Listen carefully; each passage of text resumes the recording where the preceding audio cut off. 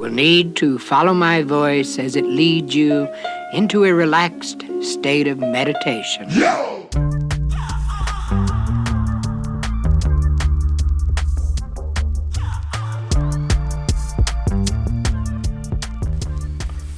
Welcome to the Hobby Grow podcast. I'm your host, Ben Owens, hobby grower and ghostwriter for the cannabis industry. Each week, we'll dive into my network of growers, hash makers, breeders, and mentors to give you insight into their journeys as growers, plus information you can use to grow better weed and make better hash at home. Hit subscribe, roll something up, and let's get into it. This episode, we are joined by Jim Berry, caregiver and home grower from Michigan. Jim's been growing cannabis and creating content for years, building on his background of photography and video production. I met Jim through LinkedIn, where he shares regular home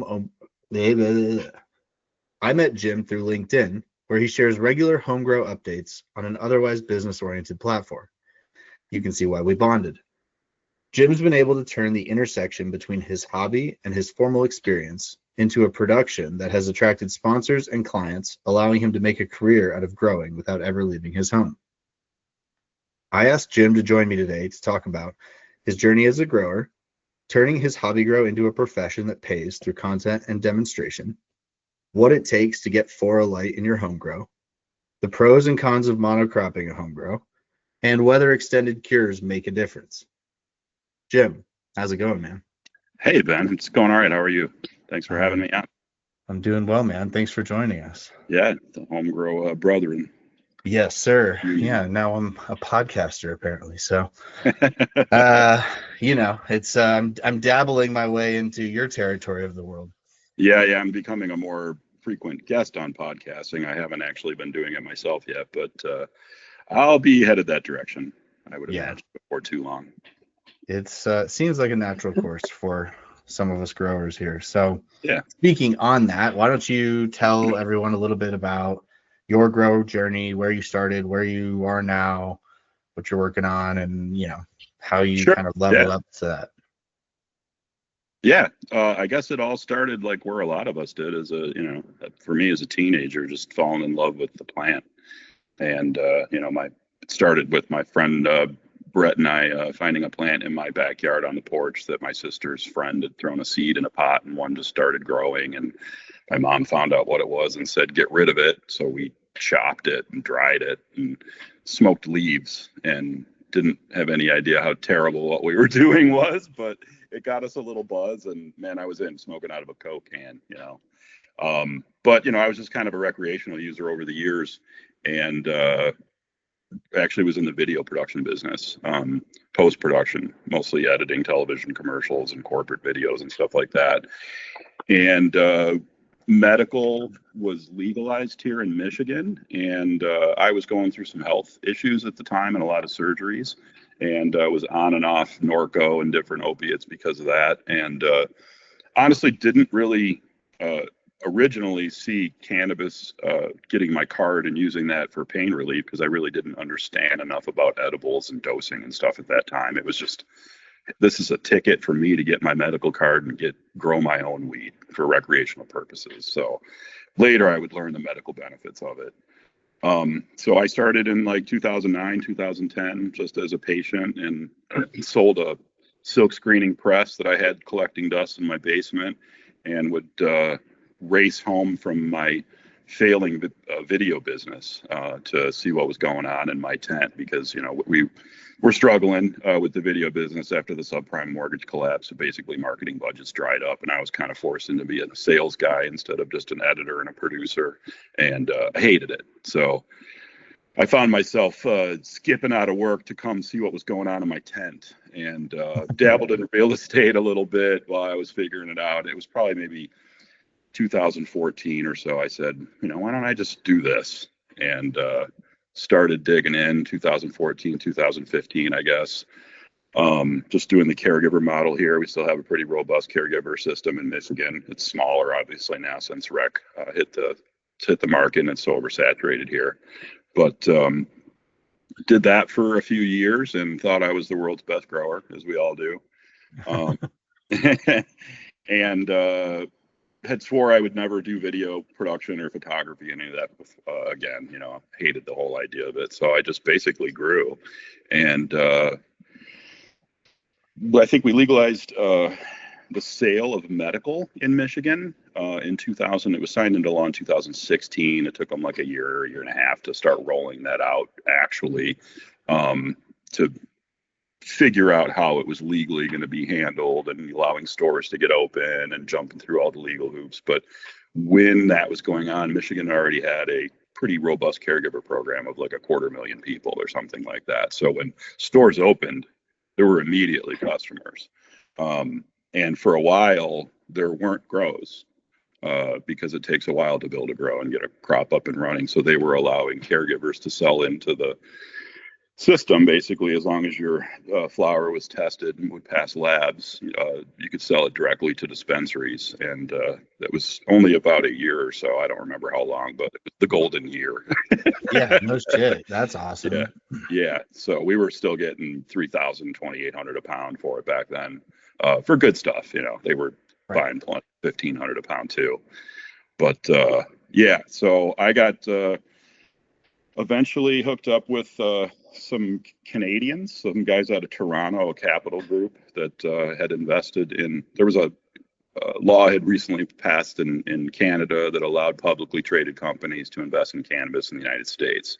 So these guys were VC guys and had a merchant bank behind them, and they were trying to get into the market. They had some processing and some retail out west, and we were going to be their first venture into cultivation. And we were in Michigan, right? You know, they were in Toronto, just a few hours away. So it was me and the guy that used to be my IT guy for the video business teamed up, and we were going to launch a commercial cannabis grow. And we spent over a year, about a year and a half, planning a grow down to the screw, as much as two guys who had never planned a commercial facility, you know. And there were a lack of resources too. It wasn't like you could just call up an architect back then and say, hey, you know, they were just kind of starting to show up on the scene that had expertise in these areas. So had my heart broken. The company that was supposed to invest in us, they, in their infinite wisdom, got the opportunity to take Harborside out in the San Francisco area public on the Canadian exchange. And in what was called a reverse merger, a small Canadian company bought a much larger privately held California company. And they took it public, and the IPO was something like $5.50, I think. And it quickly tanked to under $1. It's like a penny stock practically now.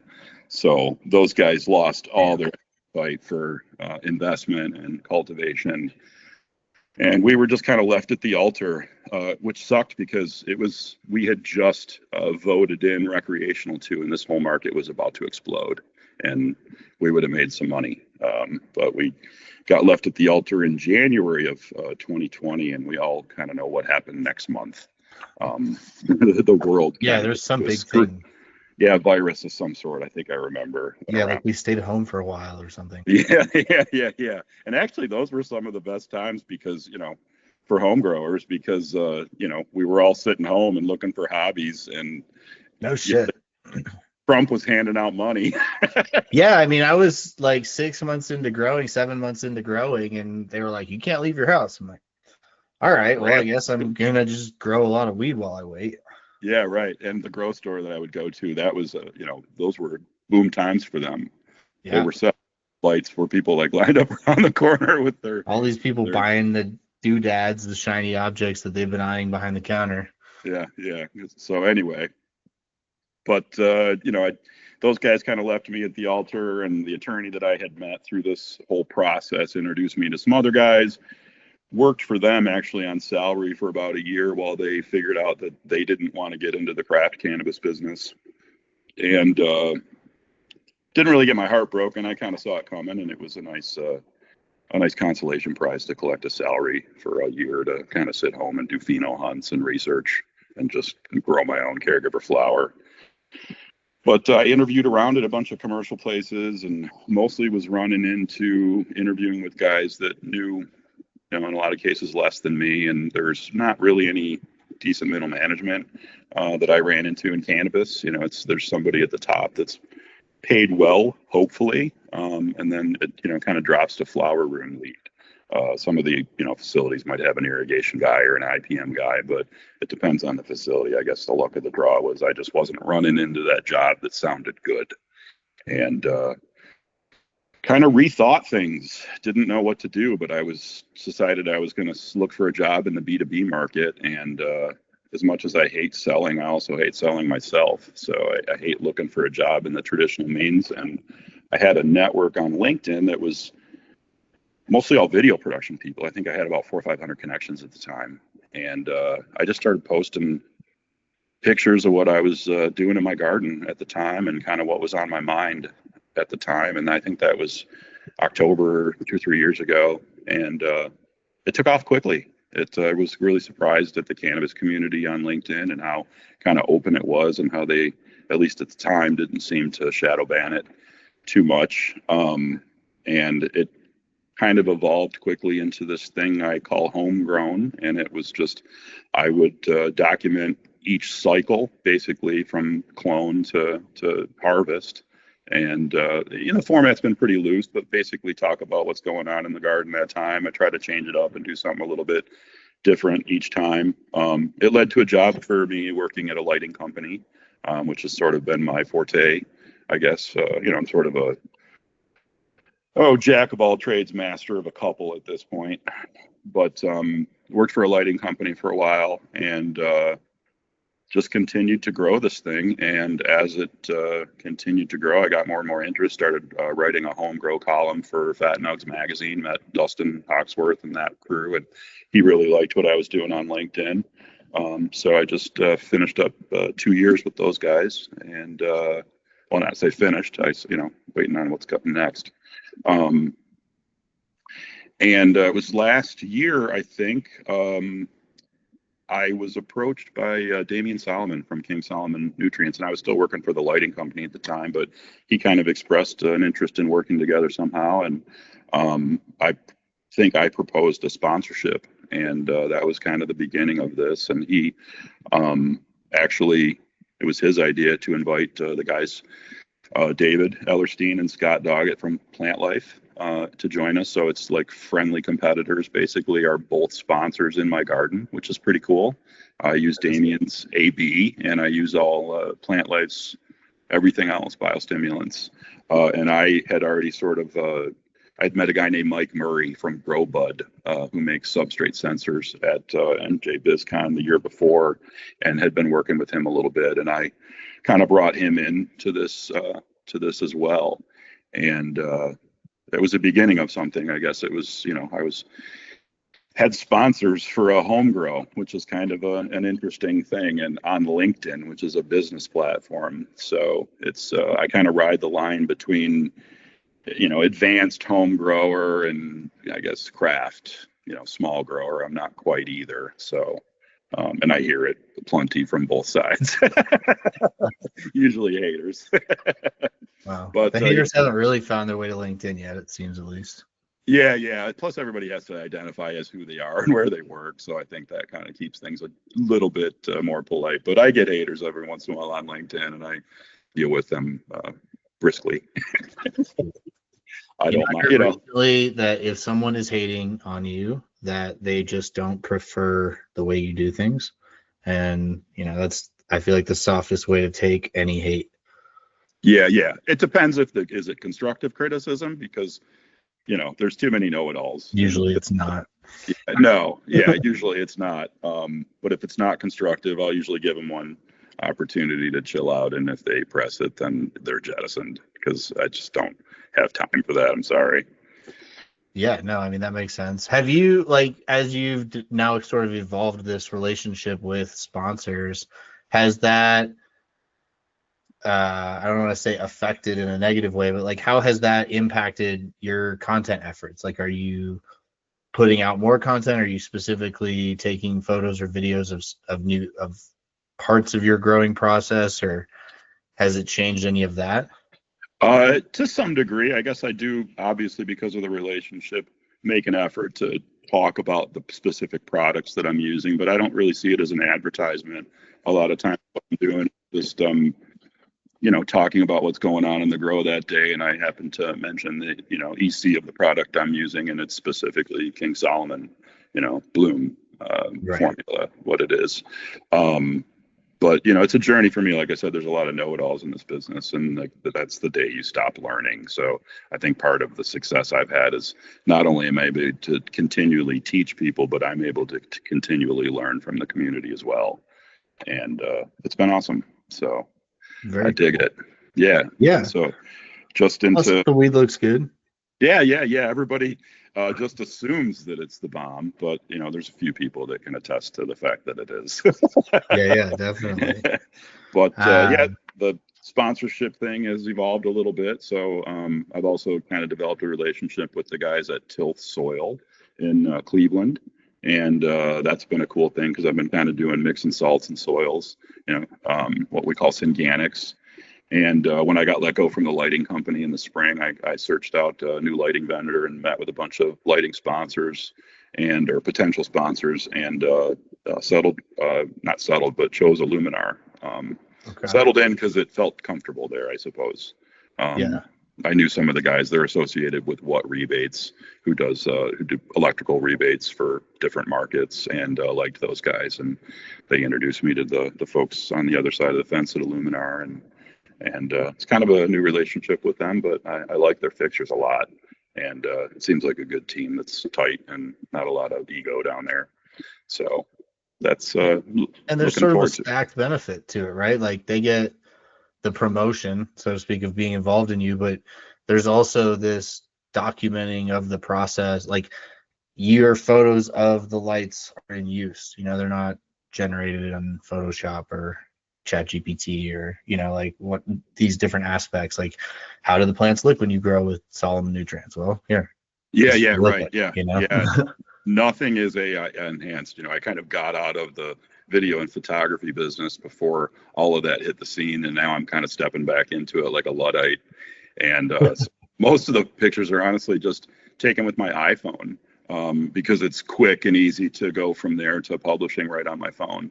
But I'll, as we get a little later in the cycle and the fuzz starts to really show up, I'll break out the real glass and shoot some better pictures with the Canon. I was talking about this with another grower about how when you are taking photos of weed with an iPhone, if there's like blurry parts or it's not totally in focus or whatever, there's this forgiveness factor. Whereas the second you say, oh, I shot this on a DSLR, or I pulled out the nice lens to take, they're like, okay, well then you missed this spot here, and like that's a little blurry. What's going on with the cloud pattern in the back? And all of a sudden everyone's a critic. Right. I guess I don't just have this higher standard. I've switched it up. Yeah. It's just if you're paying attention, you'll notice that like things are just a little crisper and the depth of field's a little nicer, and it's right. I guess I've taken a little more time to color correct them as well, rather than just what I can bang out right in the iPhone. Well, and stacking, I would imagine, like that's to me what makes the biggest difference is when you start focus stacking.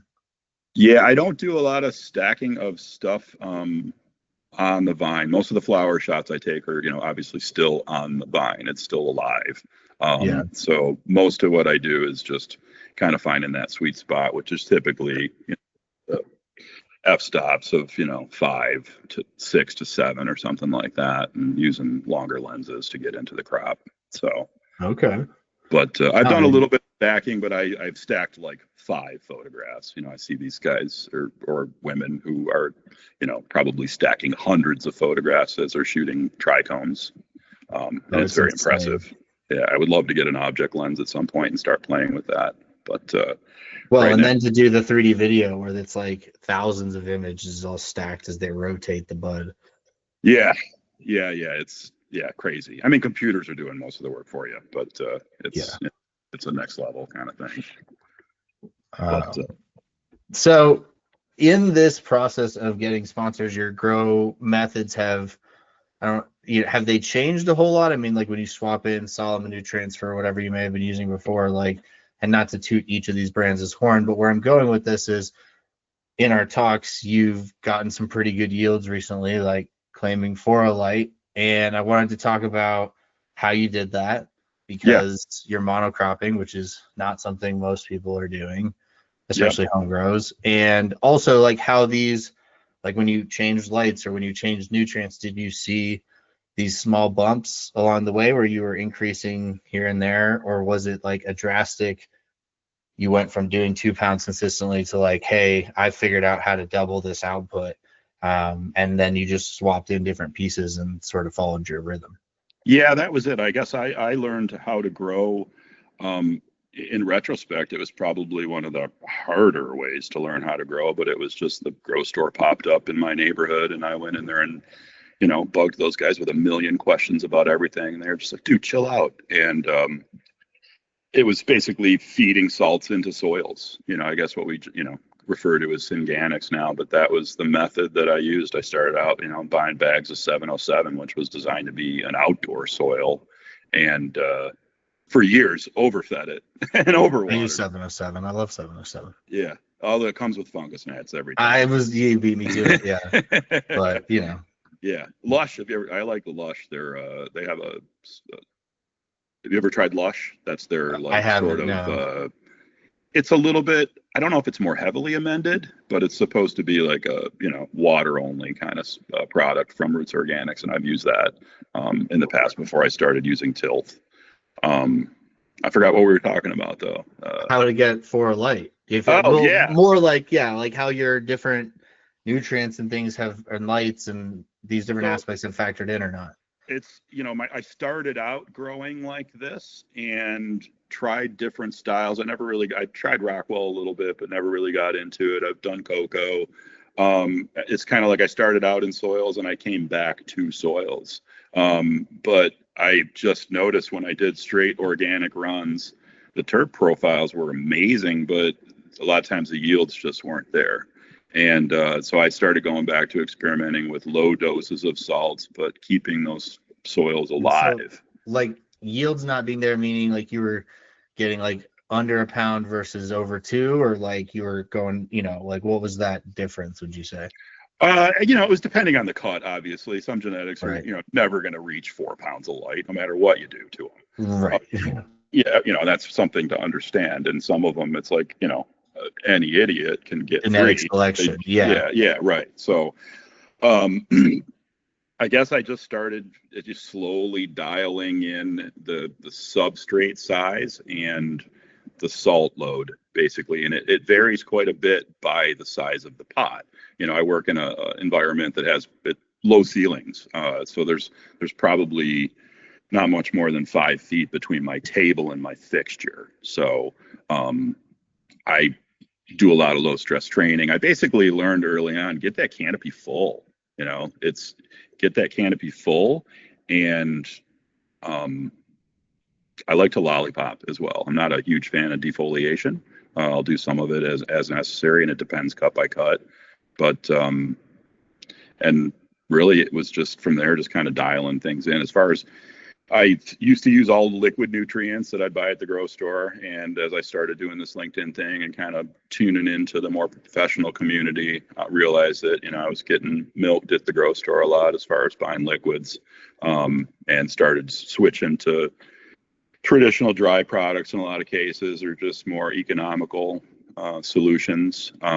But basically some of the same products, using fulvic acids and humic acids and silica products and, a kelp extract and things like that in living soils, along with traditional ABs, but lower doses. I might give a plant a little bit of a AB while it's hardening off in a pot, and then it might get, just water for a couple of weeks. And eventually I started introducing to, mid flower when it's really chugging. I'm feeding it maybe 1.8 at most.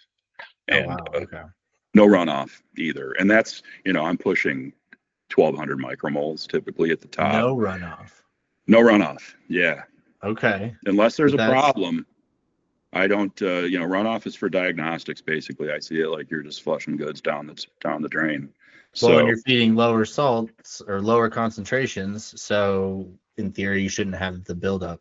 Correct. I also use one thing that really did help kind of dial in this no runoff process is substrate sensors. So I use a Grow Bud is the brand, and I'm a fan. I tried to get into substrate sensors early on and went to go buy an Arroyo, and they wouldn't sell me one because I wasn't a licensed cultivator, even though I was a caregiver.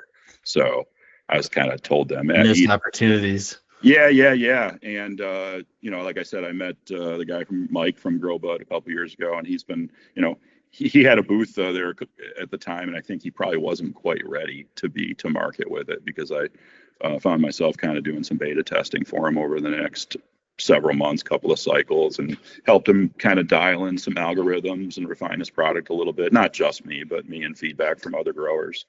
And now it seems like a pretty tight product. So one of those sensors goes in the bottom of several pots. I kind of put them in different spots in the pattern that are known for drying back at different rates, or getting more light, less light. So I kind of fan or So and then there's a probe basically that's a couple inches off the bottom of that pot, and it's measuring substrate temperature, but mostly I'm using it for volumetric water content and electrical conductivity. So that soil's got the ability to buffer some of those salts, and I'm just kind of looking for patterns to make sure that we're not seeing, drop-offs or spikes in that. So, and then every once in a while, probably twice a week, I go around with a substrate pH pen and check the pH of the soil just to make sure that it's still in the mid to high sixes, or even a little higher, just because that's what bacteria likes,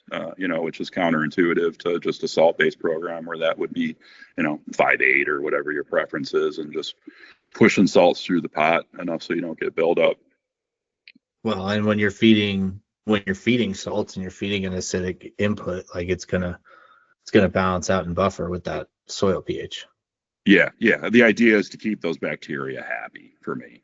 Right. As long as I know that, and I've gotten the habit of even feeding my inputs, higher than 6. I might be feeding inputs that are 6.3, 6.7, something like that. And man, just not noticing any problems, still pulling great yields of dank. So that's cool. One thing I think that's really affected my success over the past year or two is throwing relative humidity out the window and running my grow by vapor pressure deficit. Okay. So yeah, explain a little bit more what you mean. The vapor pressure deficit is the difference between how much water the air can hold currently is holding and how much it can hold. But that obviously, warmer air is able to hold much more moisture. It's kind of like, I look at it like it's the pressure on the evaporation or the transpiration of the leaf. That plant is just evaporating all day long as part of the cooling process. And it's the pressure put by the environment on that. Imagine if you're in a desert and you start sweating, as opposed to if you're in a jungle and start sweating. Sweat's going to evaporate much more easily because it has a much, much higher vapor pressure deficit in the desert. So the way you're tinkering with that is that through temperature instead of humidity? Yeah, so correct. Yeah, correct. So I have just a mini split in my room, and it's dumb. I'm not able to control it. So I just kind of set it to a temperature that gives me, with the air circulation, I get, optimal leaf temperatures. And I've got a ambient temperature and thermometer and hygrometer hanging right above my crop. So it's measuring ambient temperature. I compensate a little bit by figuring that leaf temperature is actually going to be a couple of degrees lower. And then my room control systems will either set off dehumidifiers or humidifiers to keep that vapor pressure deficit exactly where I want it. So it's kind of tied as a slave to the temperature, if that makes sense. Okay. Gotcha. So I don't just set the humidity to 55 or 60% and leave it. I'll walk into that room in mid-flower and I might be seeing leaf temperatures in the mid 80s and it's 65, 68% humidity in that room, so. Well, and how stable is that also? I mean, is your humidity just staying at 68, like pretty consistently, and temps, same thing, or are they fluctuating, lights off, light lights on and day to day? They stay pretty stable. Lights off is a big concern, and that's something that most people overlook is when those lights go off and those leaf temperatures drop from 82 or whatever it is to 72 in a matter of half an hour or whatever it happens to be, you're at real danger of hitting dew point inside of that bud. So especially later in flower, it's a big no-no. So I actually have, excuse me, a second dehumidifier that is programmed to just come on. I use a sunset mode with my lights, so basically that dehumidifier comes on just shortly after the lights start to dim, and it just works to help the main dehumidifier for the room transition to that lower temperature while maintaining a VPD that I know isn't going to create mold. Okay, so this is awesome that we're talking about this because, as you and I have discussed already, humidity has been a concern for me in my new space. It wasn't before, and I got what I thought was a decently sized dehumidifier off of our favorite online retailer, and it pulls, I think, 52 or 50 pints a day, and I have at a perfect temperature. At a perfect temperature. I have 2 4x4s. I'm actually under my plant count, even though we don't normally talk about those things. It's rare because I can say I am. But I didn't think that there would be an excess need. So where I'm going with this is like, how much dehumidification I don't know how big your flower spaces are, but like, is it per foot that you're pulling X amount of pints, or how did you calculate that? Yeah, really, it can be, depending in the winter months, it can literally be almost a water in, water out thing. I mean, most of that water is just transpiring back into the air. I have a Quest dual 155, so it will pull 155 pints out.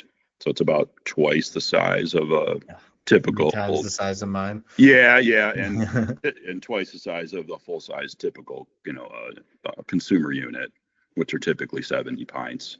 Okay. But even that isn't enough when the lights go out. Even that Quest won't keep up, and I'll start to notice that VPD dropping into high humidities and that VPD falling below 1, where I start to worry about mold. So I added a second dehumidifier. So basically, at lights out, I've got a 210 pint system, 225 pint system working on it. What's your canopy size? Currently I have 64 square feet. Okay. So, and I've got 32. So essentially you've got double the space. So I should be able to get away with 100 pints a day, I guess. You're close. Yeah. Plus you're in Colorado. Assume it's going to be drier than Michigan. You'd think I was dry. In 6 years of growing, I've never had to pull this much water out of the air. Interesting. Which is weird, but you deal with the cards you don't. Yeah. It's a lot more humid here. Yeah, and that's something that, like our friend who lives in tropical climate, he's been asking me questions about, like, and that's sort of why I'm going with this line of questioning, is because it's something I'm dealing with here in Colorado. So if you live in Florida, or if you live in Hawaii, or if you live in Puerto Rico, or you live in somewhere like tropical, equatorial, high humidity,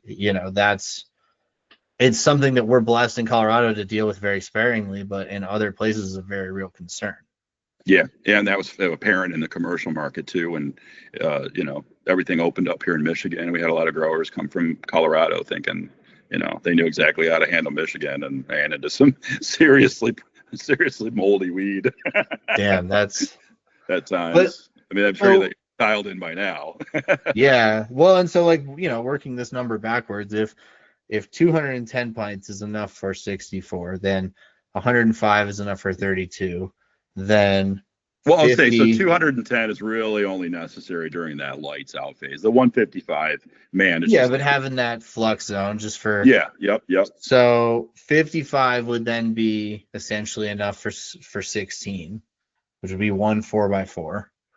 And then, if you had a 2x4, you could probably cut that down to 30 or 40 if you were in a humid climate. You said it's a 52 pint, you said? Yeah, 52 pint, I think.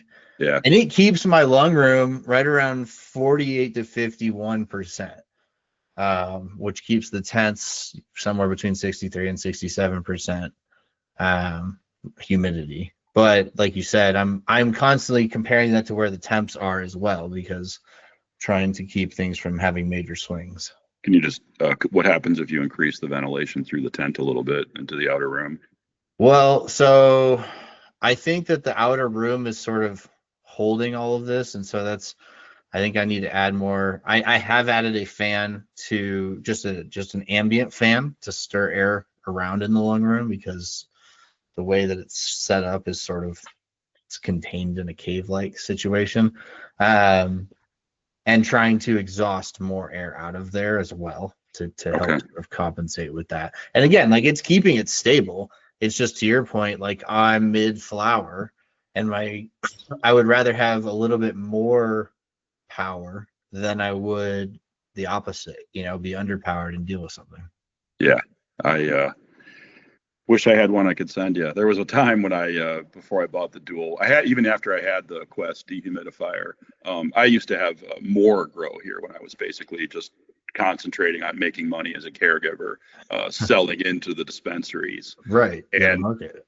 yeah, for sure. So I had like 6 lights set up downstairs, and literally my house was heated with dehumidifiers. Like I think I had 2 or 3 in the room itself, and then there was another one in the basement and 2 on the main floor of my house. And it was literally routine. I would have to get up twice a day and empty all the dehumidifiers. I did remember that from the first time I bought a dehumidifier, which was tiny, but that the tank fills up super fast. And this tank, just under 2 gallons, I think, but I hooked a continuous hose up to it, and it's connected to a 27-gallon yellow and black Home Depot taupe. Yeah. Interesting little side note. I actually started collecting the condensate from my Quest, and I reuse it. Yeah. I was wondering if that was going to come up. Yeah, it's a controversial thing. People think that you're going to add heavy metals or all sorts of problems. And I talked to some of the guys at Quest, I think, at a trade show. I know some of those guys, at least from passing by in a trade show, well enough, and talked to them, and they bounced it off their engineers and thought, yeah, there's no reason why you shouldn't be able to do that. So, but you're mixing it, or you're just using it straight? It depends. Yeah, sometimes I have there's a pump. It collects in a reservoir, and there's a pump in the bottom of that reservoir that normally just dumps into my main reservoir. So most of my water comes in from the city. Detroit actually has pretty good water, for all of its issues. I'll stick a ppm meter in that tap water and get readings of like 40 or 60 out of the tap. So it comes into a reservoir that's a 33 gallon, where things are basically bubbled because there's typical chlorine in the water. So I'll bubble the chlorine out. So typically that dehumidifier will just empty back into that reservoir. But sometimes if I'm, over on that side of the room and I've got a couple of plants in the aisle that, aren't on my drip system, I'll just grab a hose from that dehumidifier and just water plants right out of that reservoir. So yeah, it's never had an issue. It gets a little slimy. Secret sauce. Yeah, it gets a little slimy at the bottom, so I'll, clean it out every once in a while. But I haven't had any issues whatsoever, because the water keeps moving through here. It's not like there's time for shit to sit stagnant and start to collect problems. Well, and that was, the other question I had is like, because I am a Facebook Marketplace junkie these days, since finding all these deals on hash equipment. Yeah. A lot of rain barrels on Facebook Marketplace. A lot of rain barrels, but also a lot of brewing equipment from people who gave up on home brew, and it's stainless and it's way cheaper than buying it new. Pro tip. And there's a lot of people who've given up on growing, especially in a place like Colorado. Yeah. I imagine Michigan too. Yep. And so I see a lot of these Quest dehumidifiers. I see a lot of this used grow equipment. And when I started growing, I bought some used equipment, but I was also quickly advised not to ever do that again, because who knows what problems you were inheriting. So, like, as someone who is a home grower, it sounds like I would potentially need the commercial version and not the 72 pint home grow version. So, Or two of them. yeah, or two of them. But Yeah. so, I mean, I don't know which is more efficient power and everything wise, but Quest for specifically the Dual 155 is the most electrically efficient model they have. okay. But And what is that retail? It's like $1,200, isn't it? ooh, might even be, yeah. I mean, expense Let's wise, see. you're better off Tandem buying a couple. Quest Dual. You're way better off buying two consumer units. But my unit I think runs at 9 amps, I think. Okay, so now they have a 225. Yeah, it's only certain Big ones one. will ship standard with 120 volt. So I think Okay. just be careful of that. Yeah, I was trying to see if I could pull up a product list while I'm here. I need Yeah. somebody in the hot seat on all my research. You might be better off just hitting Facebook Marketplace for, I just don't know what I'm getting. Like, that's the Yeah. question.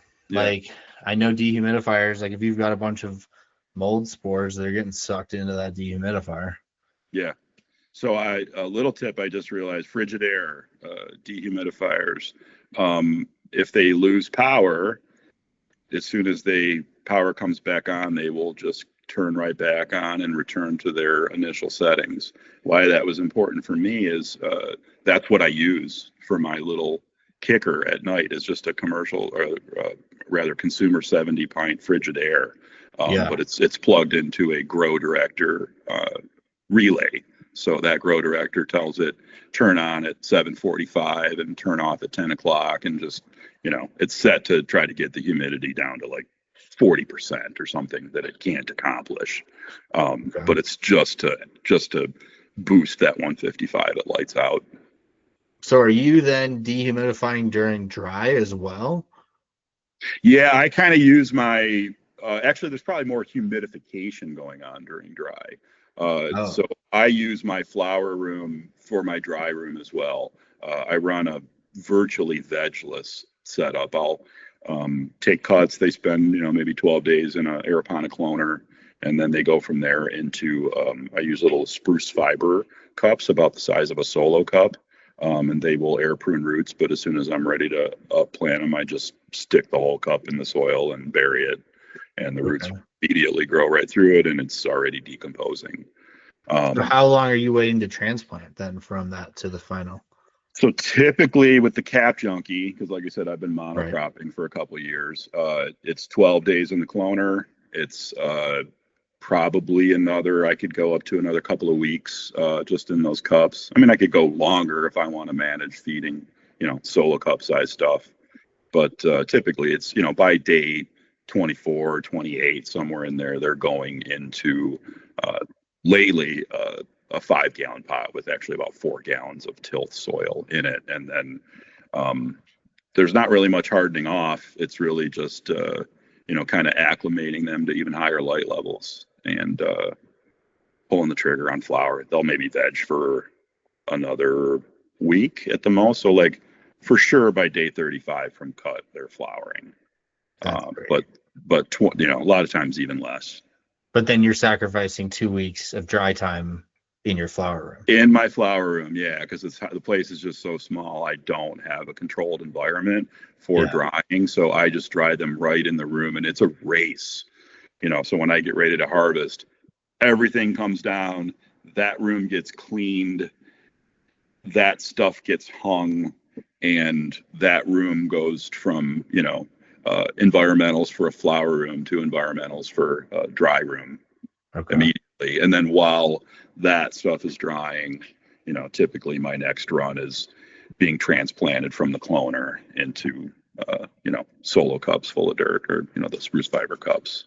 And they'll harden off in there for a couple weeks, and it starts all over. So typically, if I run a cap junkie, I'll run.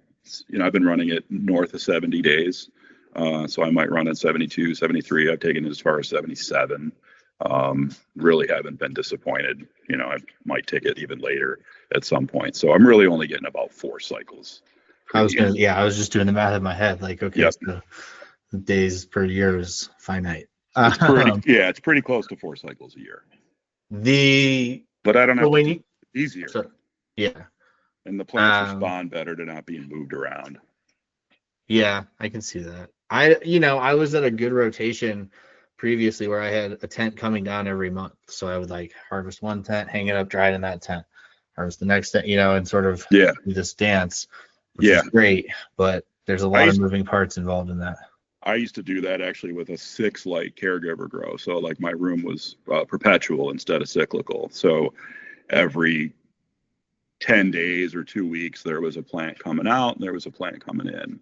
And I was literally growing like, they were 42-inch square trellises, and I was growing a single plant in a 25-gallon pot for every 3.5 square feet, or, Okay. 3.5 by 3.5. And I would train them laterally to a certain point till they got to be, about 2 maybe feet wide, and then I would let all of those colas grow straight up so that they wouldn't get so wide that I couldn't get them through the flower room door. And they would go from the veg area through the door, get put into place, and then I would take all those colas that have been growing straight up and train them all out and kind of open it up to like a big starfish inside of that 42-inch trellis, and flip them. And Okay.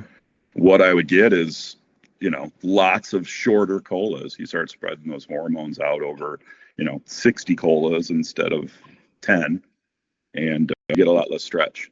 So I was able to grow big plants with 6-foot ceilings. Yeah.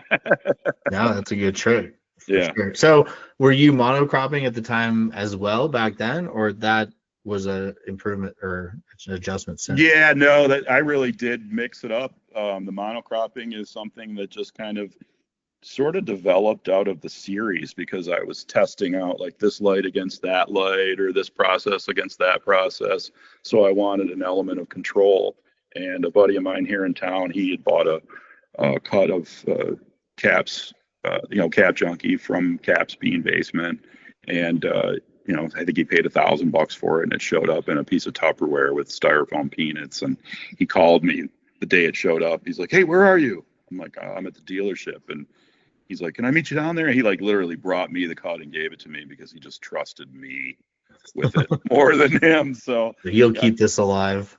yeah. So I was like, yeah, I literally left the dealership back to, at the time I had another caregiver girl across town, and took it right over there and got it in some substrate and vegged it out. And I think within about 60 days or less, I was, had a dozen for me and a dozen for him. That's awesome. So as it's a big yielder and it's a hard hitter, and it's doesn't make me eat or sleep. So it's kind of one of those strains that I've found that I just don't ever really get sick of. So between that and it being a big yielder, and a hard hitter, and it takes pretty pictures for sure, I've just stuck with it and monocropped it so that I could do these little sort of A/B experiments. But Did that's you see change.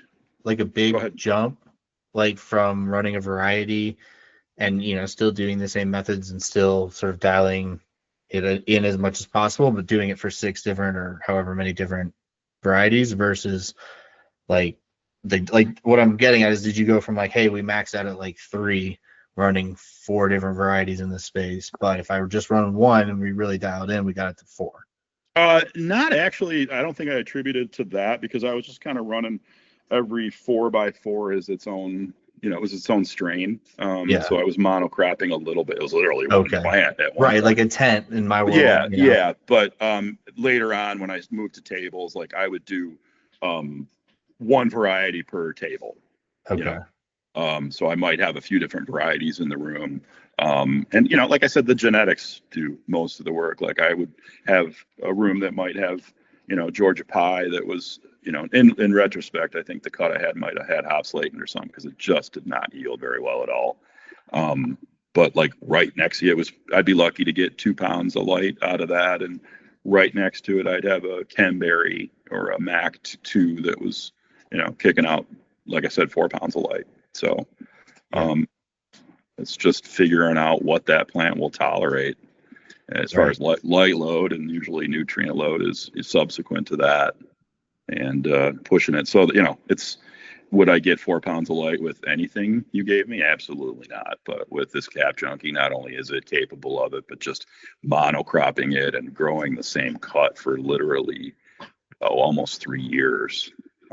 I've just dialed it the fuck in. It's like the back of your hand. Yeah. Yeah. So, and I hear about genetics degrading, and I haven't had it tested in a while, but last year I tested it, and it was still 34% total cannabinoids and 4.3% terpenes. I think last time I had it tested. So Michigan lets home growers submit samples, or is that because you're a caregiver? Yeah, because I'm a caregiver, correct. They won't let patients do it, or just recreational users. Last I checked, I guess I haven't asked for an update to their policy. I just know but Colorado, it's a pain in the dick. I mean, it's like there's one lab that can do testing for home growers, basically, and it's in the spring, so you have to drive your samples down, and Yeah, no, there's one right around. It's maybe 2 miles from me, not even. And I just registered myself with a caregiver there a couple years ago, and it's typically $120 to do a full terp panel and cannabinoid panel. So it's typically all I'm doing. Yeah, that's not bad at all. It was 75, I think, for THC and 75 for terps when I did the grow off back in the day. So okay. Yeah, so I don't test that often, but just because I don't need to. And it's the consistency of the same plant also. Yeah, sure. And it's very, my room, I keep a pretty clean room. It's the cleanest room in my house. And it's, not only that, but cap seems to be pretty fungal resistant. I mean, I've never seen anything on it resembling fungus.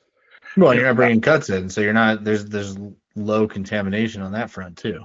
Yeah, and just, we're breathing botrytis spores right now and, aspergillus spores right now as we have this conversation. So, we're breathing fewer of them in my grow room than we are in my living room. Yeah, that's fair. Well, and it's like anything else. I mean, there's a higher tolerance for certain things, I think, in real life than there is on paper. Mm-hmm. And, it's like Zach has talked about, there's PM everywhere. Like you have to have a conducive environment. You have to have a weak host. Like you have to have some of these other things, not just the threat. Yeah. I wonder about that. I've had PM twice as a grower, and just dealt with it until I could shut down and do a complete reboot, clean, wipe everything, bleach everything, ozone the space.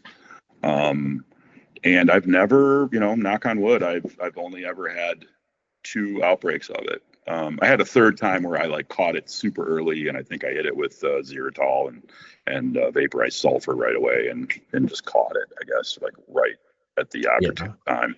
But yeah, it is. I mean, keeping that environment proper, and especially keeping that VPD and keeping those temperatures and keeping those fluctuations, I think helps. But I think just changing your clothes every time, don't work outside. Don't, if I've been outside unloading stuff from the car extensively, I will go into my room, change my clothes, maybe, hit my arms with alcohol, whatever, paint socks, everything. So, and generally no one's allowed in my flower room, or, in my grow at all, unless I know them and trust them. So a lot of it I just attribute to, there might be dirt and spores in my room, but I just don't think they're PM. Yeah, no, I get that. I don't believe it's as ubiquitous as everybody thinks. PM, at least. Some of the other fungus, yeah, absolutely. I think, as somewhat when my first grow, I got PM, and then afterwards I had a couple I call them misfires, because I didn't actually get to do much with them because they got PM, because it's the same grow space with the same problem. Eventually I grew out of it because I realized it was air quality. There was no circulation I had stuffed a 2x2 in a bedroom closet, and there was nothing going on in there, cooler temperatures, not having stuff dialed into can really. Oh man, dude, I was putting wet laundry. I was hanging it up above the tent because I was like, oh man, plants love humidity. I'll give them a quick dose of humidity while I can, and those spikes, I'm sure, didn't help things. Yeah, yeah. That being said, if I audition a new cut in my room and it shows any signs of botrytis or something, I'll usually jettison it because I'm like, it's not that I'm not keeping my room clean enough for a home grow. I put a lot of elbow grease into keeping that room clean. So, but Well, yeah. you're gonna give a new cut a try. Is that what you were starting to say? Yeah, I had some new friends run a commercial grow on the East Coast, sent me some super boof, and I know it's kind of a already been out there strain, but I'm excited for it. Just something new, and it's known to be a hard hitter and a heavy yielder, which is good for me. People good for hash too. Yeah. That was fact what sold me on it. I was at their facility in Massachusetts and was shooting video, and I happened to be in their lab where they were pressing some of it at the time, and I was shooting their operator pressing it, and it smelled so good, so citrusy that I was like, oh my god, I gotta have that. Yeah, so, it went around here in Colorado for sure. It's definitely, I've had my fair share of super boof. Yeah, so I'm gonna grow some of that, but there's actually was just talking to Damian Solomon. He's gonna hook me up with some cuts too, I think, coming out from, I won't talk about who yet, but I find that taking pictures of weed and posting them makes me a lot more likely to get breeders to consider sending me lots of stuff. So that's kind of what I'm starting to, because I'm frankly getting a little tired of monocropping cap junkie over and over again. It won't go anywhere. I mean, it'll still have some significant real estate in my canopy, but I'm gonna introduce super boof in the next one, and then probably the run after that, I'll probably have a few different cuts going on. So I look forward to seeing those. Yeah. I'm not retiring the cap junkie, but yeah, it's we'll mix it up a little bit. So, and as I'm going to be hitting you up too, because as soon as I can afford to, I'm going to buy myself a little freeze dryer and want to learn to wash a little better. Man, these days, shout out Costco, they're $1,300. Like I bought mine used for $1,000. Okay, interesting. So, and Facebook, because they're crashing in price retail, Facebook's got them, at least in Colorado, for $800-900. You can get like a 6-shelf. So I've got a 3-shelf home that went through 2 hash makers before I put it to use. So gotcha. These days the deals are great. Yeah, that's actually pretty close to attainable. So I might be picking one before y'all have to be picking your brain about washing it and running the tests. Like run tests on it. When I bought it from a hash maker, so I knew it worked. But like if you're not buying it from a hash maker and you're buying it from somebody who made candy or something else during the pandemic, like make sure it works. Yeah, for sure. Okay, good. But on that note, because you've been growing Cap Junkie for so long, have you, like, I want to talk about drying and curing, and I think because you've been growing the same plant for so many cycles, you've definitely developed a relationship with it in a sense that you know how it performs in all these different aspects of the grow. And so like curing wise, drying wise, did you do anything different to adjust to the Cap Junkie, like strain specific? And then from there, what does your curing process look like? What your drying process look like? Yeah, so I don't think I really modified my style for the Cap Junkie. I think I just continued to dial it in and get it better. Okay. So it's, I'm only able to get my room down to about 64 degrees. So I'll, manage the humidity from there, but it's a completely black room with light circulation and, 64 degrees, and the humidity might be, somewhere around 60. Typical, like what, is close to 60, the typical thing that everyone uses, but kind of controversial. But I'm a total evangelist at this point. I think I've been, going to trade shows because, like I said, I kind of ride that line between, home grow and the B2B market. So got to know some of the guys at Canatrol a little bit, and they ended up sending me one of their cool cures, and I'm a convert. Yeah, most of my, I think, my process now is they're small. It'll only, they say don't put more than, I think, 2.25 pounds wet. And I've pushed that a little bit without any problem. So if you can also do like a hang dry for 2 days and let most of the moisture. Yeah, you could. Yeah, and I've done that too, where I use it to kind of finish it. But as I learned actually from David Sandelman, the inventor of it all, he's took the time to do some one-on-one meetings like this with me and educate me on drying and what happens. Basically, I became an evangelist, and so usually I'll cut my tops, or a lot of my tops, and they just get defoliated and go right into the canitrol. Okay. And that's head stash and for, close friends and family. Right, yeah, because you're talking Yeah, like yeah. half of one light's worth of product, basically. Yeah, I mean, it's not that. I might take the best few colas off of each plant. Right now I'm Okay. running a 36 plant setup. So, Okay. but I'll just kind of take the choice ones and put them in, defoliate them and put them in there, and that'll be for my head stash. But the controversy is you open up that canitrol and it doesn't smell dank. It's, I always say if you're smelling terpenes, you're losing terpenes. And by their method of drying via, very, very controlled vapor pressure deficit, and they're able to take it down to just the precise water activity that you want. Those trichome heads, a lot fewer of them are breaking, and which means that there are fewer trichomes that are, evaporating into the air, all of those VOCs. So it's kind of, it was a little bit of a cognitive dissonance for me, I guess, like getting used to, you open that can and it's not going to be super dank right away, but as soon as you bust that bud open, it's all there. Yeah. In fact, more, statistically, Right. 16% more. So, and people hate on it. It's funny. Yeah, Mostly it doesn't smell. Yeah. Like it does, but they claim it's ready to smoke in 8 days. It's a 4-day dry and a 4-day cure, and I don't buy that. It's ready to smoke in the fact that it is the perfect water content and it will be smooth. It just it won't taste as good as it's going to weeks from now. That So sort you're of thing. leaving it in there for weeks at a time, or Yeah. It's got UV glass on the front, and I'll just, unless I need it for some other space, something else going on, I'll just leave it in there indefinitely. They put it in a little paper bag or some sort of open container that can breathe, and just leave it in there, and it'll maintain perfect water content. And it'll outside of that, though, are you just jar curing, or what is your normal? Correct. Yeah. So everything goes just hang dries for, in my environment, typically about 12 days. And then gets bucked into sea vaults. And then basically just gets burped, typically once, as often as I'd love to say I do it 2 or 3 times a day, but we're lazy. Yeah. Well, and after the first week or so, it starts to stabilize. Yeah. So they get burped for a bit, and then basically just sit in sea vaults. A lot of times what I've been doing also is like you said, getting them close and then running them through that canitrol for like a day.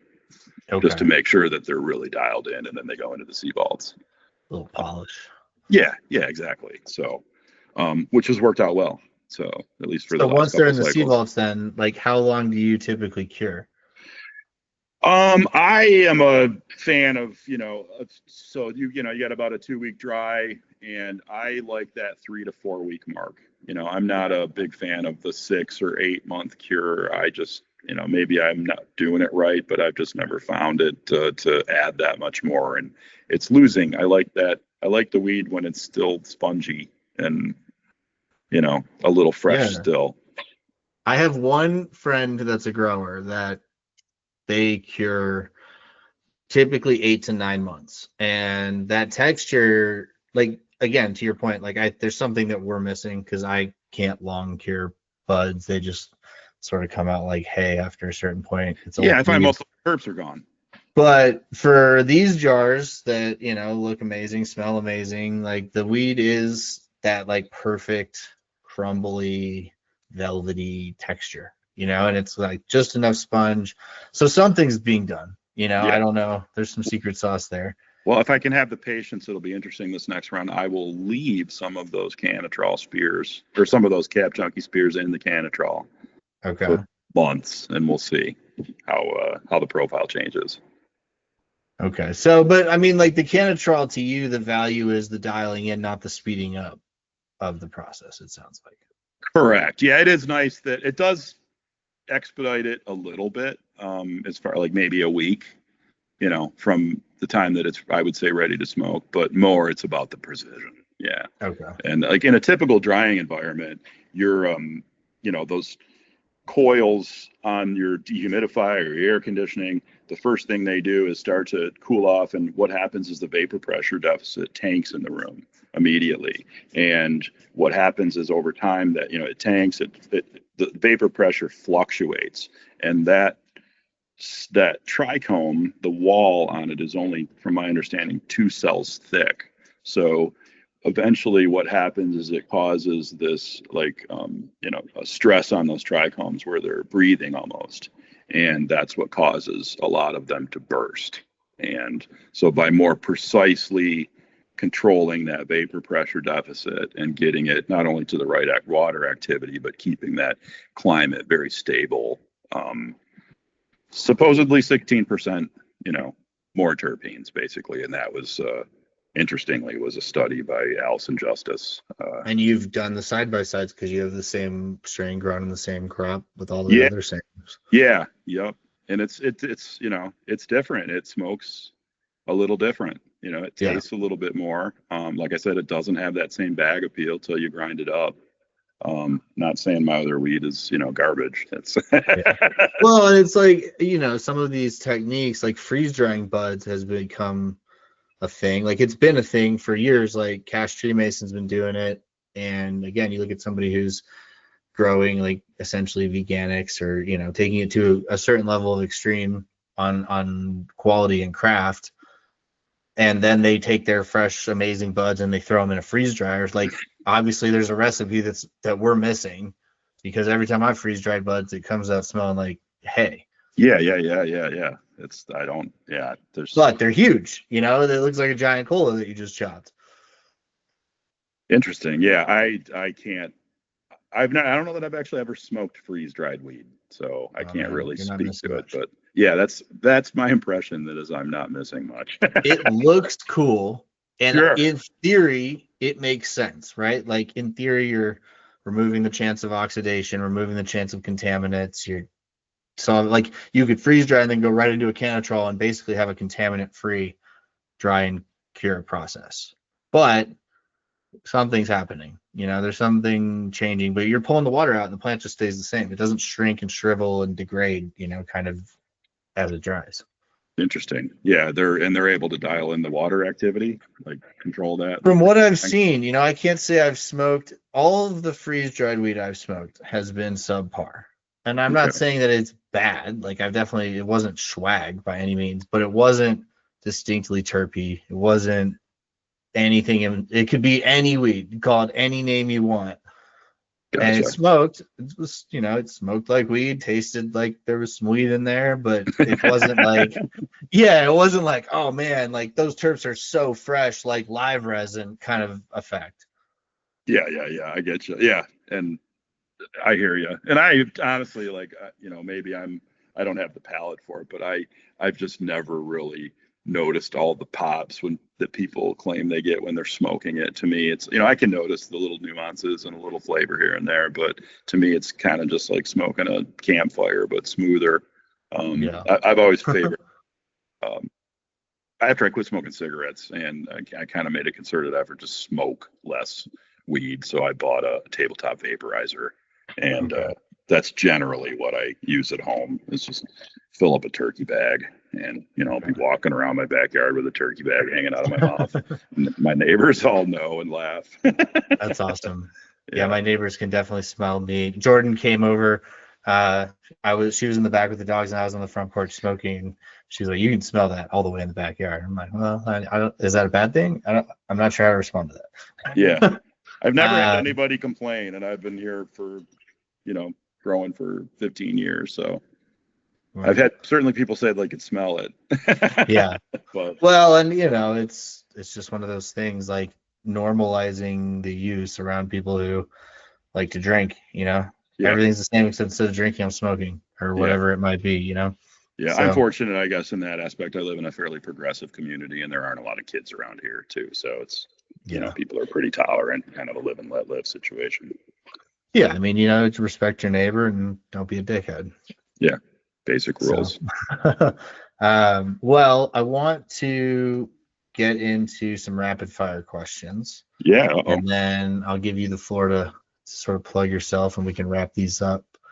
But so what was your first grow setup? Like, build it out for us. I sold a silk screening press, and I went and bought a 2x4 tent, and I put a 400-watt switchable light in it. So it would, you could change out the bulbs and switch it from HPS to metal halide or vice versa. So it was a 400 watt and a 2x4, and I think I bought some AK-47 seeds. And they also, when they sent me that, they sent me a pack of lowrider autoflowers. So Oh wow.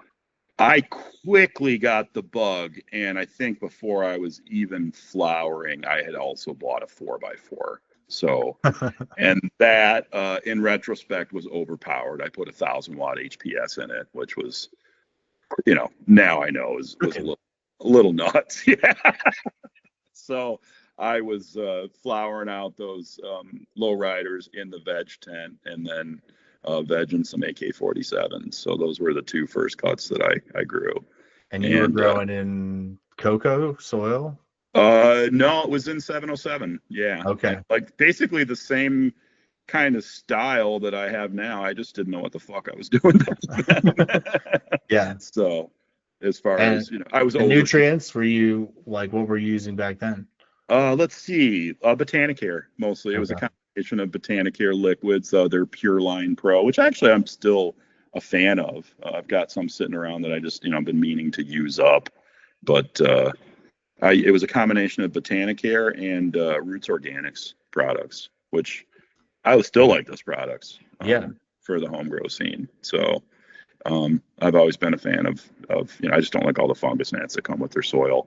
And I don't know if that's a matter of it. They're coming from their factories. I think they have a facility out west in Oregon or Washington, or if it's or if it's because it's sitting in the parking lot of some distribution center, because when I've ordered it now on Amazon for a few people and had it, shipped from different Amazon distribution centers around the country for people who needed soil, and it had it presented the same everywhere the soil dropped. So that was, I thought it was the grow store that I would buy it from, just letting it sit on a pallet. And I don't know. I'm sort of the opinion that everyone told me, which is it's just what it comes with, and treat it and move on. Yeah. People seem to think that that's just expected. And like I've used other soil brands, and like I got into using, there was a grow store up the street from me that carried a pretty extensive line of the Build-A-Soil. So I used Build-A-Soil for a while. That never came with bugs.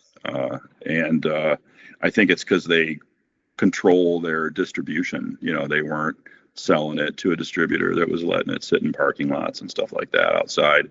Same with, I tried for a while to use Kiss Organics soil, which he's out in Washington, and it was just prohibitively expensive to ship it. And he won't do typical distribution for the same reasons that they can't guarantee the biosecurity of it. And Build-A-Soil, what made you switch back from Build-A-Soil then? I was using Build-A-Soil, and the grow store that I was going to went out of business in Detroit. If you're, it's obviously a lot of grow stores drying up, and if you're not laundering money, you're probably not going to stay in business.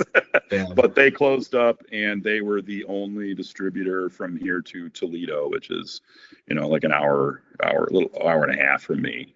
And at the time, I was starting to do the sponsorship thing, and I thought, well, I'd rather just see if there's a regional provider instead of trying to get Tad to ship me some from Washington or whatever it happens to be. So I put a post out, hey, who's got good soil around? And I had several people from the Ohio market lead me to Tilth in Cleveland, and was pretty geeked by their story. They started out just riding a bicycle around with a little trailer attached to it and collecting food waste from restaurants. And then they were composting that and amending it and turning it into a living soil product. And that has evolved for them into, they have drop-off centers. They have trucks that go around to restaurants. They have, you can get a 5-gallon, like kind of mint green bucket that you set out on trash day. Like, you're recycling, and one of their trucks come by and pick it up. And they compost all the food waste. and then amend it and packaged it up as a living soil. So I like to joke that I grow fire from Cleveland's garbage. I love So that. yeah, and it's I like the mix of it. I like those guys, and it's just a good story. So, and they're right around the corner. They're pretty well represented, I think, in the Ohio market, but I'd like to start seeing them, move into Michigan and some of the adjacent markets. So hopefully I can help them with that. All righty. Well, trimming. Are you a wet or a dry trimmer? Dry. Used to be wet and didn't realize that it was not the way to go. For a long time, I used to trim wet and then hang in screens. But Do you now fan or do you just I leave will. everything? No, I will typically cut them into longer spears and just like leave a little hook at the top, so I can hang it on a typical clothes drying rack. And I've got a Yeah. bunch of and just hang dry branches that have been generally all the fan leaves have been pulled. I'll leave the smaller sugar leaves. Okay. And even when I'm manicuring later, I don't chop most, like those sugar leaves. If they're covered with trichomes, I'll just cut the tips off to like let you know I've been there. But I don't. I'm not a fan of over manicuring. So. And I'm over here with a toothpick. Like, how do I get that sugar leaf out of there? Yeah. To me, I show somebody my bud and they know like that hasn't been touched, that hasn't been tumbled, that hasn't been handled even. Yeah. So yeah, that's typical. It depends on the cut though. Cap is a pretty dense strain and doesn't put off a lot of garbage. So I've been able to, and part of why I get some of the yields that I do. So less larf. Yeah. There's no such thing as larf really on them. I mean, a little bit, but like this last run, I think I'm looking at I'm still stacking, and the smallest bud at the bottom is like the size of a cherry tomato. It's and dense. Yeah. So. So we already sort of answered this salts or organics here in sort of a mix. Yeah. And part of the success I think to yields is the combination of the organics, but also just the bigger root zones, big roots, big fruits. I think it's something that's overlooked. You put a shark in an aquarium, he's only going to be so big. And, bigger plants with bigger root systems just put up bigger stems and bigger colas.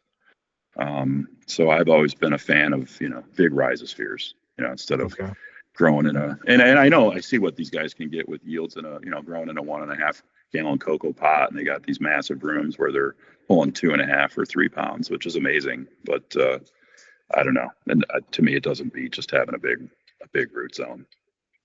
Okay. Yeah. Flour or hash? Typically flour, just because I haven't had the ability to make hash. I've been dry sifting a little bit, experimenting with that, and it's it's on the dirty side, but I can make a lot of it for free. So I'm hoping my friend Mike is going to have some time and resources eventually to make a little electrostatic separator for me that's going to be available to the home grower. So it'll be almost like a little wand that you can just kind of clean the debris out of yeah, exactly. So I do like rosin. I think it was last year, Marcus Richardson, Bubble Man, I guess, licenses his brand out to different markets, and he had licensed it out to some guys that were running it in Michigan and thought they were going to make a fortune just putting his label on stuff. So they hired me to do some product photography for them, and I met with them and worked out the deal, and they handed me off 15, 18 grams of rosin, and I photographed it for them and gave them back the photographs. And I guess I just assumed they wouldn't run the rosin back, but they said, yeah, enjoy. So I had, more than a half ounce of rosin on my hands and no way to really smoke it like a pro. So I went down to the store and bought was it Colorado? I don't know, just a glass rig and a torch and a 14 millimeter. And started learning slowly how to do it old school. So started banging hash. Yeah, so I like them both. I smoke the hash, or I'll vape do the rosin after a run. I tend to kind of let it collect up because I don't really have a good place to do it except my enclosed porch. So I'll wait till the weather starts to change and open up all the windows on a nice cool dry day. And so I can get that room down to 45 degrees, and then I'll dry sift it in that room. and collect it up and press it later. So Oh yeah. it's rough, you know. It's turning. It's what I'm noticing is as I'm cooking it, it'll start to get dark in the chamber, even though it's still like, and I think what's happening is plant matter in the rosin is starting to burn while the rosin itself is just fine still, but it tends to like get dark quick when I start cooking it, as opposed to, you know, something I buy at the store that'll, you know, keep its color. So Yeah. Well, contamination definitely factors in there. yeah, but I'm also learning like, oh, I think my second attempt was, you know, I think I was using a 90 grain, you know, like a 90 micron bag or something. And I'm realizing like, and how do you layer them? I guess that's a question for you. Yeah. So I do Others 25, that- 25, 90. Or no, Okay. excuse me, 25, 25, 160. Okay.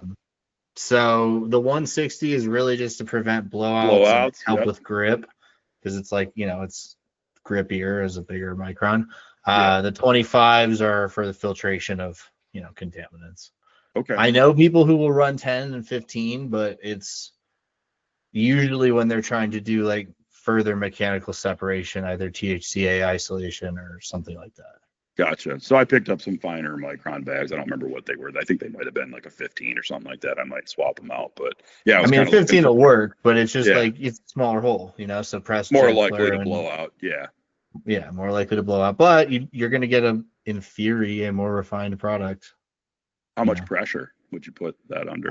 That's one thing that I suck at in this hobby effort is I don't track pressure at all. Okay. Yeah, like I know roughly I can calculate the math, and you're not supposed to go over, you know, like for flour, you're looking for like 800 to 1,000 psi per, yeah, like psi, I think. But like, you know, if you're pressing a 2x4 bag, that's 8 square inches, you know, you can start doing some math. But like I had a 5x5 bottle jack press up until this most recent press that I have, and I could put a pressure gauge on here. I haven't bought one yet because they're like $200. But the rosin press that I have is a $5,000 rosin press that I got for $500. You know, so like it's. Yeah, my current press is I was in a store near here and was looking at some of their rosin making equipment. I was with a buddy of mine, Mike, and early in his cannabis research, he bought a lot of toys, and so he's like, "Oh, you looking for a press?" I said, "Yeah," and I was looking at little tabletop presses, and he literally came by the next day with a 20-ton press on a machine like that he mounted on this machine like a system setup. Yeah, with a pressure gauge on it and an air compressor and like he took the it's got a hand pump too. I'm like, I don't need the air compressor. I am not doing that much that I used to, but it'll go to 20 tons and that. Yeah, and so to circle back to your question, like this press that I have is a 12-ton press. It also has an air compressor that, you know, it runs it. Mm-hmm. I was advised not to ever take it to the full thing. I try to keep it, you know, allegedly between 4 and 8. I have no idea, but like I'm roughly trying to, because the reason behind it is you shouldn't need a whole lot of pressure. Like these heads, right? Like they're very volatile. Yeah, so a little bit of heat and a little bit of pressure, they should go pop. Yeah. You know, there shouldn't be. Yeah. Like you shouldn't have to squeeze the living shit out of them to get rosin. Yeah, I was thinking around the 4-ton mark is where I was just going to stay for a while. My bottle jack was a 4-ton, and I used it for 5 years of making hash and had no issues. Cool. The bottle jack itself started leaking. That's why I had to get a new press. Okay. All right. Sweet. Well, the weather's getting chilly here, or will be soon. So I've been saving up a bunch of really nice sugar leaf that I'll sift and press. So. Okay. Well, so you're running Cap Junkie. You've got Super Boof in the mix. Any epic cuts you've lost and wish you had, or that you've always wanted to have in your stable? Boy, let's see. What have I lost? I lost a silver haze that, in retrospect, I miss. It didn't test super high. It was tested in the low 20s, but we all know that doesn't mean anything. It was so high in terpenoline. And it was one of those buds that you just pull it apart and you get the little string nerves. It was so oily. some of those early, like when I first started growing, it was already getting to the point where it was Skittles this and Runts that, and I was like, I don't know what to grow. I'm 40, so I just started buying old school cuts from Dutch vendors, and because like honestly, back then, even in 2010, like the seed market in the United States wasn't really that developed. So I started, buying at least what they claimed were Northern Lights and Silver Haze and Lemon Skunk and Pineapple Kush. And I missed some of those cuts. They were, they were a lot of fun early on. So, but I mean, still get all that stuff.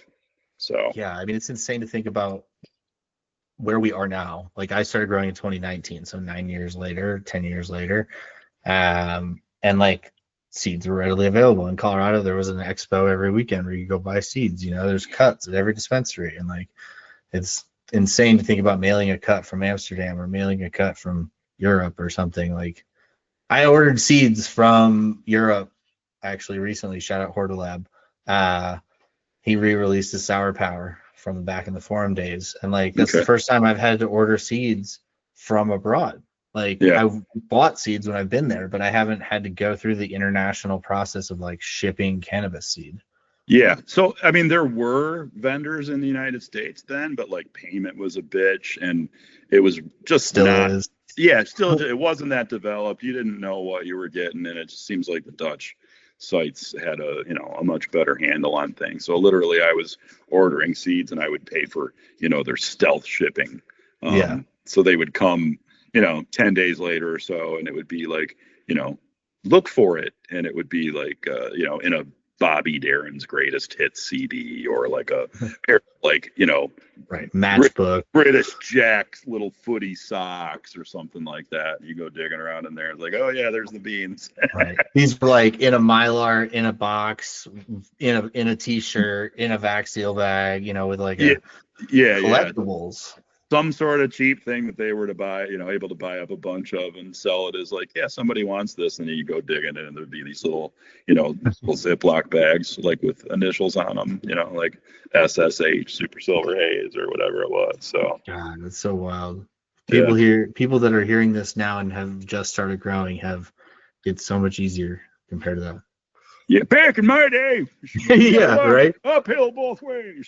Hey, man, I still put cash in an envelope and mail it to certain seed banks because that's just the way it goes. Yeah, I mostly just have a collection of seeds that people send me that I just like. Pheno hunting in my scenario is kind of a pain because I just don't have a lot of space for holding on to veg, and because I've never been in love with the whole idea of just planting a seed and then enjoying it and it being gone from my life. I struggle with it. I want the option of being able to maintain it as part of my library if I can. So here's the problem though, is then you end up keeping cuts of every plant, and you're like, well, and you quickly it adds up fast. Yeah. What I've been trying to do lately is, I've got this network of 7,000 plus people, but they're all over the world or all over the country, and I'm trying to get back to building like a little network of home growers here in the Detroit area, so we can just spread these genetics around a little bit. So people that you trust, something goes awry, you can always just call them up. In fact, the guys that I used to work for, I worked at a grow store just kind of for fun, because my grow took 3 or 4 hours to run and had nothing to do the rest of the day. And geez, what were we talking about? Totally forgot. keeping cuts around and like. Oh yeah, so the guy that owned the grow store, he had a little network of other growers, and he was literally just the nursery. He would keep cuts and keep them safe, and prep them for other guys, and then they would stop by and pick up his cuts and take them home and flower them out, or veg them and flower them. So he was just sort of the library, and they just all agreed he got a portion of their crop every time. So no, I think that specialize in something, know what you're good at. Yeah. So. Well, to wrap us up before I let you plug yourself, what advice do you have for other hobby growers, whether it's about growing or about the growing space, the community, or just sort of you've straddled the line between home grower, caregiver, B2B industry, what, like, if you had some parting words to give the hobby growers listening, what would that be? Don't be afraid to try stuff early on and just, chill out. There's going to be problems. There's going to be issues. But I think as you start to grow, just always be learning, I guess. Just continue to improve the craft. I think that's something that a lot of guys, they get lost. They get kind of stuck in a rut and only know how to grow one way, and there's pleasure in doing it other ways too, and learning how to do it different ways, and you learn other things in that process. And the other thing I would say is only compete with yourself. Just try to be better than your last run. And it's not always going to happen. You're going to have runs where like, fuck, this happened. And, we're just trying to get this run across the finish line. And my last run was way better. But overall, over time, you'll notice that, your runs do get better and better and better and better. And I don't even know what I'm on. I'm, well past 100 cycles at this point. And, very little surprises me at this point, I suppose. No, I think that's great advice. It's, if it starts feeling comfortable, you're probably overlooking something or something. Yeah. There's always room for improvement. You can always do better. And, all the guys on the internet that are posting stuff that kind of gives you imposter syndrome, half of it's not true. Well, you're only seeing half of it too. Yeah. They got problems too. And they don't post their problems, just like I try to actually go out of my way sometimes and post, issues that I have, like, hey, look, this plant sits on the outlying of the canopy and it doesn't get the air circulation, or it doesn't get the same amount of light, and because of that we're getting buildup in that pod or something like that. But too many growers are on social media just want to show themselves in this light of being the world's best grower, and I think there's value in a little humility. Absolutely. Where can people find you if they've been listening and they want to learn more about what you're working on, want to see your home grow? Where should they go? Unfortunately, it's just on LinkedIn. Just look me up with Jim Barry. You'll find Ben Owens as one of my contacts easily enough. I'm not too hard to find. There is another Jim Barry though in the cannabis space, I think in Colorado. And I've never met him, but like we find each other peeping each other's profiles once in a while. You got to trademark that name, Yeah, right. So you can find me there, but I'm going to be dragged kicking and screaming into YouTube here shortly, because I do have quite a video background, and there's really a lack of good video educational content, I think, in this space, especially, in the kind of place where I am, kind of between home grow and craft grow. So I think I'd like to get my video skills to work and start getting there. It's just a matter of bandwidth. I'm going to need some help. So I fully understand. It's why this is audio only for now. Yes. We'll see. I told myself I would do one season of episodes and just full send it, and then step back and go, okay, what worked, what didn't, what should I add, what should I change? Should we go video? I don't know. I listen to podcasts as an audio guy when I'm in the grow or when I'm making hash. I don't sit on YouTube and spend 4 hours a day binging, and like that's some people's shtick. It's just not mine. Yeah. For me, I'm not so. Podcast is just an easy transition into the YouTube platform. Or that, to me, it's going to be more about creating, single camera educational videos right in the grow room. So, there needs to be a visual aspect to it. But yeah, I'm the same. I listen to podcasts while I'm growing and actually pay for a few. So yeah. Well, this will be one of them. Well, I appreciate that. It's a freebie, so you don't have to pay to listen to it. But yes, I pay for one. It's called the Fifth Column, and it's a bunch of kind of classical liberals that get up on make fun of the media cycle and politics, basically once a week, a couple times. So nothing to do with cannabis. Well, the only newsletter, the main newsletter, I guess I should say, not the only one, but the main newsletter I pay for is it's all about embracing AI as a writer. As I'm sure in photo and video, like it's definitely been impacting writing, and so just trying to stay on the pulse there. Yeah, it's definitely taking over in video too. A lot of things. I feel like a little bit of a light as far as that is concerned. I think I just need to find some young person to exploit. Who knows? Like I can teach you a lot of things, kid. Would you like to be an intern? Yeah, you can bring me up to speed on AI. Yeah. Well, recognizing who's better at it than you and then getting out of their way, right? That's the Yeah. maneuver. And that's part of the, like setting the ego aside too, is realizing that we do operate much better as a team sometimes, because nobody's an expert in everything. So, and nobody's got the bandwidth for it. Master growers. Oh yeah, master growers. All right. Well, on that note, he's a cultivator. Yeah. Yeah. I'm pretty good at posting. Master poster. Yeah, master poster. Well, this has been awesome. Again, that's Jim Barry, and thanks, he Ben. is on LinkedIn only. Maybe we'll get him in other places, but you can find him on LinkedIn. Yeah. Thanks for having me, Ben. You're welcome. So that's it for now. New episodes drop weekly to help you grow better weed and make better hash. Hit subscribe, leave a review, or share with a friend. As always, I'm your host, Ben Owens, and we'll see you next time.